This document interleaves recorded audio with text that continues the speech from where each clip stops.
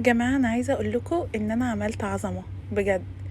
دي احلى صينية كنافة انا عملتها في حياتي. المكونات بتاعتها سهلة جدا وكان طعمها فظيع. تعالوا بقول لكم الطريقة. انا هنا الاول هعمل الكاستر بتاعي.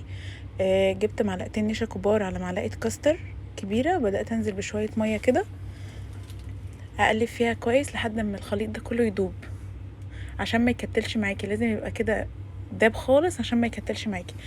بعد كده عندي نص لتر لبن، بدأت انزل عليه ب3 معالق سكر، وبعد كده ضفت الخليط اللي انا عملته عليه.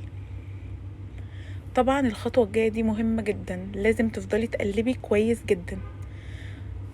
تقلبي بقى، تاخدي وقتك كده لحد ما الخليط يبدأ يتقل معاكي واحدة واحدة. انا هنا زي ما انتوا شايفين بدأت اقلب كويس لحد ما الخليط بدأ يتقل معايا، وده القوام اللي انا عايزاه. بصوا، عايزة اقول لكم هو اصلا ينفع يتاكل كده لوحده، كان فظيع. كده الخليط بتاعي تقل. المرحلة دي كده خلاص، كده الخليط تقل معايا، اخد ربع ساعة بالظبط او اقل كمان.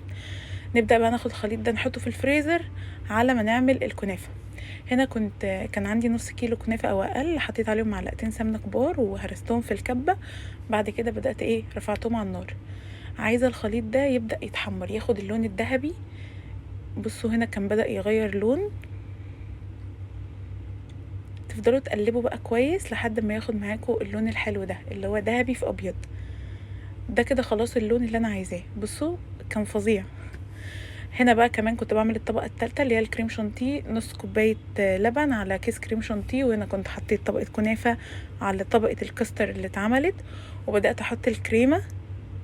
طبعا بقى انتوا تقدروا تحكموا في الطبقات، عايزينها 4 طبقات 5 طبقات براحتكم. انا هنا كنت رصيت الكنافة، بعد كده الكاستر، بعد كده الكريمة، بعد كده بدأت اضيف كنافة تاني. يعني دي كانت الطبقة اللي قبل الأخيرة. بعد كده بدأت بقى حطيت نص الكمية بتاعة الكريمة في أول مرة، وبعد كده رجعت تاني حطيت النص التاني. زي ما انتوا شايفين كده، أنا بحب الكريمة تبقى كتير. كان عندي منجتين في التلاجة كده ملهمش لازمة قمت ضيفاهم على الكريمة. وبدأت بقى خلاص دخلت الفريزر ساعة، وتاكلوها بالهنا والشفا. اسهل حاجة، مش محتاجة فرن، طعمها فظيع يعني. لازم تجربوها.